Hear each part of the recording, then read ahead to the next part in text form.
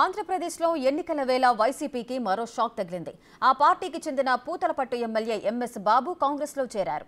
Kadapa parliament నియోజకవర్గం పరిధిలో ప్రచారం నిర్వహిస్తున్న స్థానిక అభ్యర్థి పీసీసీ చీఫ్ షర్మిల సమక్షంలో కాంగ్రెస్లో చేరారు. మంత్రి పెద్దిరెడ్డిపై ఓ రేంజ్లో విమర్శలు చేస్తున్నారాయన.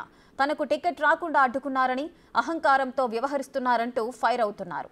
త్వరలో జరిగే ఎన్నికల్లో పూతలపట్టులో తన సత్తా ఏంటో పెద్దిరెడ్డి రామచంద్రారెడ్డికి చూపిస్తానంటూ ఎంఎస్ బాబు సవాల్ విసురుతున్నారు.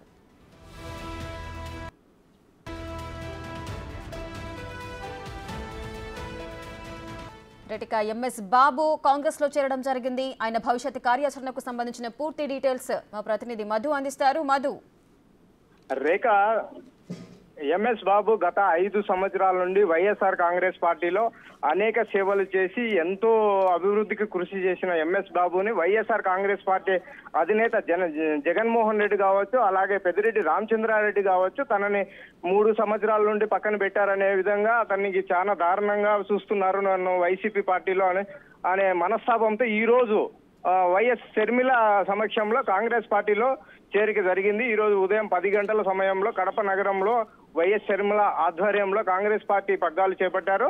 అయితే రాబోయే 2024లో 24 ఎన్నికల్లో పూతలపట్టు నుండి తను పోటీ చేసే విధంగా కాంగ్రెస్ పార్టీలో చేరాననే విధంగా చెప్పుకొస్తున్నారు MS Babu. Rekha, right, thank you Madhu.